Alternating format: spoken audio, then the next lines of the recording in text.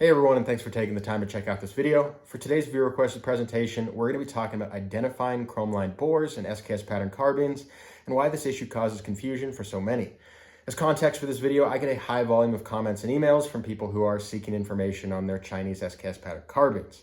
In describing their rifles, a surprising percentage of these people specify that their examples do not have chrome-lined bores. The reason this is surprising is because conventional wisdom and all available evidence suggests that effectively 100% of Chinese SKS pattern carbines are in fact chrome-lined, ranging from the very first military pre-production models of 1956 to the very last commercial guns of the early 90s. Now I want to pause for just a second and emphasize that I said effectively 100% and not absolutely 100%. The Chinese made 10 million of these things, and one of the core tenets of Chinese small arms collecting is that there are always exceptions. I've never personally seen a non-chrome-lined Chinese SKS, but that doesn't mean they don't exist. In fact, I'd be surprised if they don't. Let's put it this way. If one person told me that they had a Chinese SKS made out of depleted uranium with unicorn horn inlay, I'm not going to be the guy who sticks my neck out and says it can't possibly exist. After all, the presence of exception often defines trends. I'm just going to be the guy who says that that's not representative of general production. The thing is, I haven't just received one email about a non-chrome-lined Chinese SKS pattern. I've got quite a few, to the point that it represents, I don't know, maybe 10%, 5-10% of the emails I receive. And logically, there's only three real possibilities here. First, non-chrome-lined Chinese SKS patterns are just as rare as I believe them to be, and the fact that I just so happen to be disproportionately hearing from people who own them represents a tremendous statistical anomaly. Second, non-chrome-lined Chinese SKS pattern carbines are much more common than I believe them to be, and this represents a tremendous knowledge gap in the SKS collecting community's collective understanding of Chinese production trends. And third, none of this actually reflects on Chinese SKS pattern production in any way, but rather indicates that there are some common misconceptions about how a chrome-lined bore can and cannot be identified. For the purpose of this video, I'm going to be working under the assumption that that final explanation is both the most simple and the most likely. As additional evidence for this claim, I can say that of those people who have contacted me with what they believe to be a non-chrome-lined Chinese SKS pattern, I have encouraged most of them to investigate further. Of those people who have stayed in communication with me and who have applied the level of scrutiny which I suggested, 100% of them have ultimately come to determine that their rifles were in fact chrome-lined all along. Their original claim that their weapon was non-chrome-lined was born out of a misunderstanding of how to identify chrome lining. In other words, while I do remain fully open to the theoretical existence of Chinese SKS patterns with factory-installed non-chrome-lined barrels, I have yet to confirm a single specimen. With all that in mind, let's move into the meat and potatoes of this video, which is a guide on how you can positively identify chrome lining in your SKS pattern carbine, whether it's Chinese or not. Generally speaking, there are three methods I might personally recommend for making this identification. We'll break them down individually in a second, but for now, those are historical identification, visual identification, and chemical identification. Let's talk about historical identification first. Historical identification is the method I would endorse for the vast majority of viewers. The reasons for this are that it is simple, non-invasive, and very nearly 100% accurate. All that goes into a historical identification is properly identifying your SKS pattern carbine and inquiring as to whether or not your specific variant was historically known to be chrome-lined. And then you just assume that information is correct. For example, we can say that if your SKS pattern carbine is Chinese, Romanian, or Albanian in origin, it's chrome-lined, period. Also, if your example is of Soviet origin, manufactured in 1952 or later, it's also chrome-lined. On the other side of the coin, if your SKS pattern carbine is of Yugoslavian origin, or is a Soviet example manufactured in the year 1950 or earlier, it is not chrome-lined. If you follow those basic rules, your odds of arriving at the correct conclusion are essentially 100%. Easy day, move on with your life, and if that's all you needed to know, thanks for watching, and I hope you have a great rest of your day. Now, I realize that some people aren't going to be content with that explanation, and as a fellow curious person, I can appreciate that, and that's why the video hasn't ended yet. Also, there are a handful of you out there who probably have 1951 marked Soviet SKS 45s who think I forgot about you, and I didn't, but that is the one variant for which this rule doesn't work, or at least the one common variant for which this rule doesn't work. You will have to proceed to step 2 or step 3. Either way, let's move on to talking about visual identification now. Visual identification is pretty self-explanatory, and that's when you determine whether or not your weapon has a chrome-lined bore by looking at it.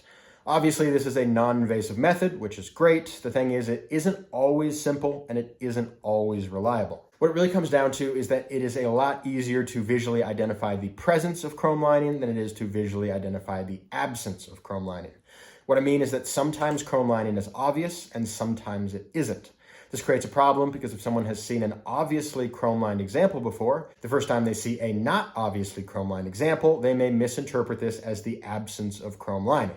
So let's talk about that. Most of us have seen an obviously chrome-lined barrel before. The dead giveaway is spillover of chrome plating which extends beyond the muzzle. The thing is, the spillover isn't always present, and even if it is, it can wear and flake off with time. This is especially likely when we're dealing with decades-old service rifles, which may have seen thousands upon thousands of rounds down the pipe. Here we're looking at B-roll footage of two different SKS patterns, one chrome-lined and one not chrome-lined. I'm not going to tell you which one is which because that's kind of the point here. Both examples show muzzle wear, both examples show good bores with similar wear patterns and metal deposits, and it would not at all be reasonable to expect the average person to deduce based on these images which of these rifles is and is not chrome lined. Can it be done? Yes. Is it simple?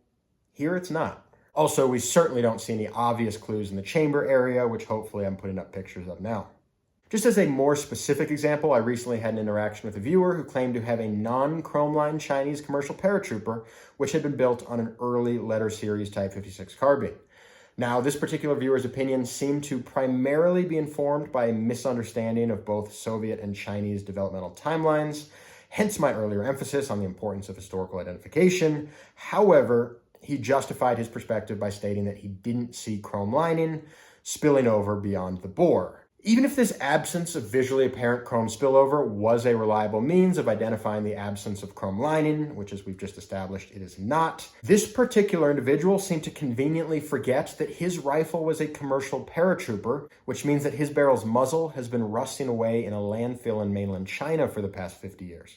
They didn't re-chrome the bore after they chopped off the muzzle, so of course there wouldn't be chrome spillover on a cut-down barrel. It's obvious when we think about it, but you can also see how someone might overlook that. Also, I want to take a brief second to just say that as a rule of thumb, I try to avoid teasing or calling out my viewers. That's both bad manners and a bad business strategy. In this particular incident, I was a little bit annoyed because this person relied on one of my least favorite argumentative strategies, which is trying to conceal their own lack of knowledge on a specific subject by claiming that no one else could have knowledge of that subject either. Scholars maintain that the translation was lost hundreds of years ago.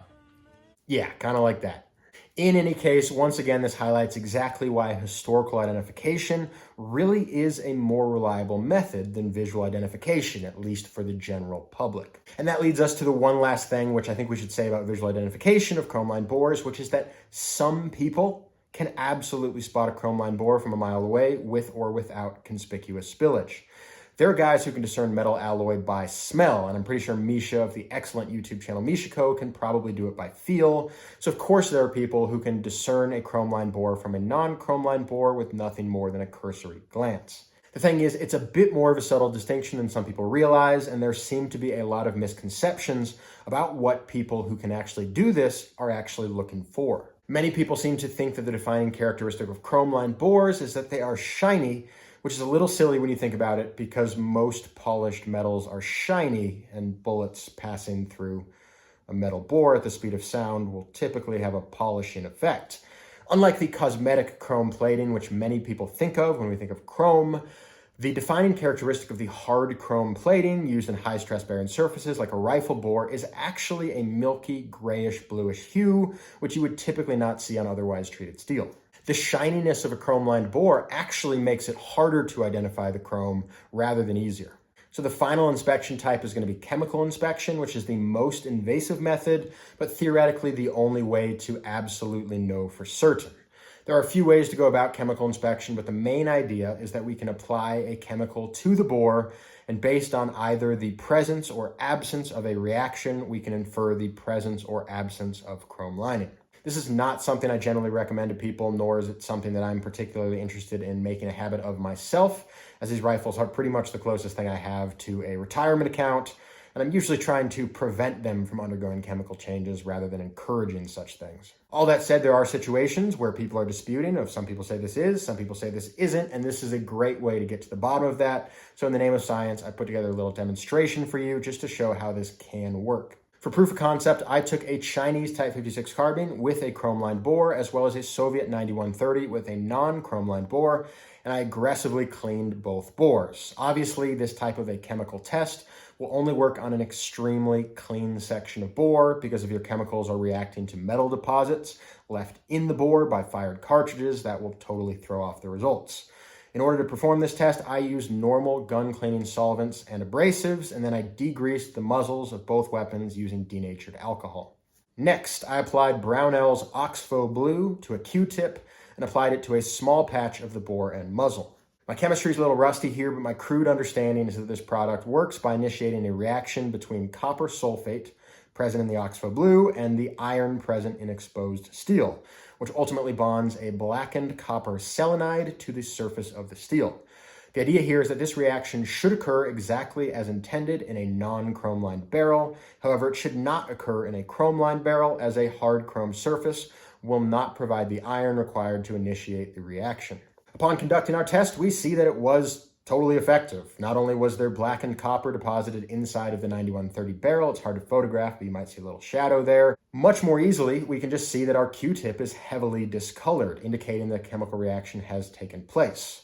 Remember that this Q-tip was applied to clean metal, and therefore the discoloration is the result of a chemical reaction rather than any type of removed free residue. By contrast, we see no such darkening on the chrome-lined SKS bore, nor do we see any discoloration on our Q-tip. Again, the cold blue in formula is a stable clear blue liquid until it is exposed to iron, so rubbing it against hard chrome did not result in any meaningful changes to its composition.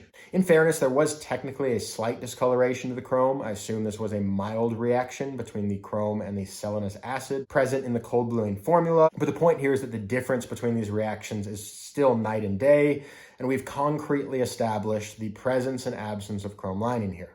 Obviously, we started with known quantities, but the point is that if we didn't know, we could deduce based on which of these two results we got, whether the bore was or was not chrome lined.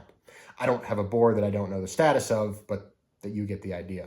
Obviously, there's other ways to go about this. I'm sure actual chemists out there can come up with much more clever solutions than I had, but this is a reasonably effective method using a chemical which many firearm enthusiasts already have access to. I can't guarantee that cold bluing is harmless in a bore, but it doesn't seem like a terrible idea either. I'm guessing that the first couple of rounds are just going to push that copper selenide out, so I'm not super worried about it.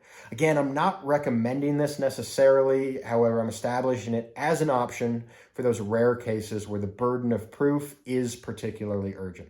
All right, guys, and we're getting close here. I guess before I go, I will summarize what we've gone over so far. If you have an SKS pattern carbine and you are actively trying to determine whether or not it is chrome lined, I strongly recommend you just go off of these simple historical rules I've already established in this video. Again, this takes almost no skill, and you're going to be right 99.99% of the time.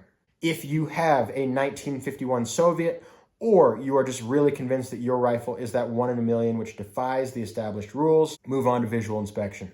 If you see conspicuous signs of chrome lining, i.e. distinct spillage, or you can recognize the characteristic milky gray-blue hue, you can consider that to be a positive identification of chrome, especially when it conforms to established historical expectations. If you have not positively identified chrome lining visually, this should not be taken as confirmation that chrome lining is not present, because it is very possible for an average human being to look down a bore of a chrome-lined weapon and not see any visual indicators of chrome. If you have progressed through the first two steps and you are still unsatisfied, or you are arriving at a result which is not what you think it should be, or more importantly, what the historical community thinks it should be, you may want to consider performing a chemical test. I would certainly encourage you to do your own due diligence beyond watching this video before you apply chemicals to your own historical artifacts. However, as I've demonstrated in this video, it can be done, and if done properly, it should remove any remaining doubts, warranted or otherwise. And that's today's video, guys. As always, if you found this video to be any combination of entertaining, useful, or otherwise worth the time you spent watching it, I would greatly appreciate you doing me the courtesy of hitting any combination of like, subscribe, or comment. That's what motivates me to make more and hopefully better videos. Other than that, thank you so much for joining me, and I hope you have a great rest of your day.